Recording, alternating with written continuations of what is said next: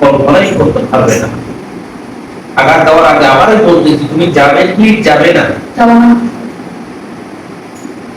দেখেন এই ছেলেটি শরীরে আজকে 63 বছর ধরে তার দাদার পর থেকে তার বাবার পর থেকে তার শরীরে ভর করে আছে।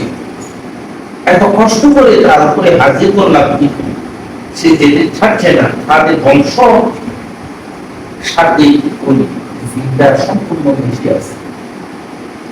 আমি আবার সময় দিতেছি, আল্লাহর রাস্তে তোমার রাস্তায় তুমি চলে যাও, তার রাস্তার মধ্যে সে যা অনুকরণ করবো, তুমি চলে যাও। যাবে? চলে যাবে?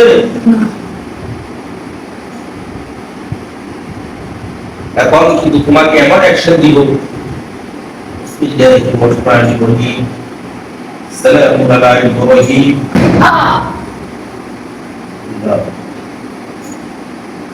আমি কি এখন একটা বারে আছি, এখন একটা বারে আছি।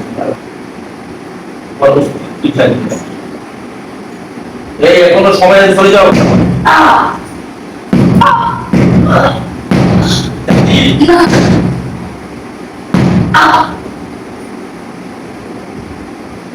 তোমার কি ক্লান্ত লাগতেছে? তোমার কি ক্লান্ত লাগতেছে? তোমাকে কিন্তু আমি এমন ভাবে ভিতরে বর্ণিত করবো, তোমার কল্পনা এখনো সময় আছে, তুমি চলে যাবে।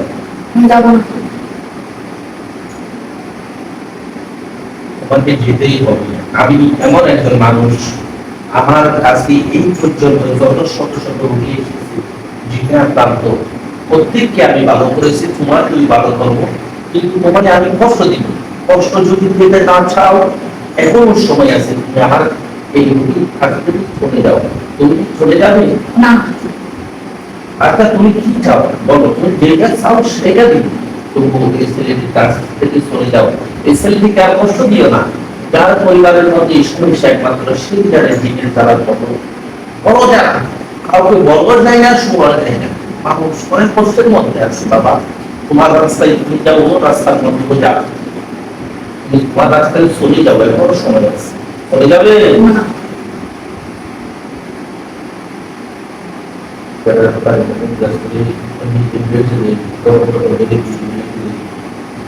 তুমি কি চলে যাবে?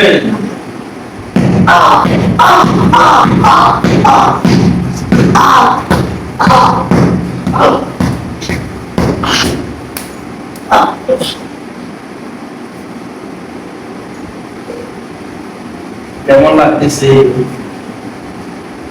তোমার নাম কি? তোমার সাথে এতক্ষণ কি হয়েছিল তুমি জানো?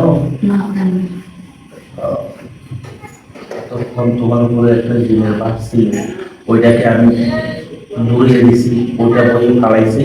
তোমার নাম কি মনে আছে? এখন তো তোমার মতো কোনো কিছু নেই। আলহামদুলিল্লাহ, আলহামদুলিল্লাহ। তাহলে তুমি আজ থেকে ভালো হয়ে গেছো।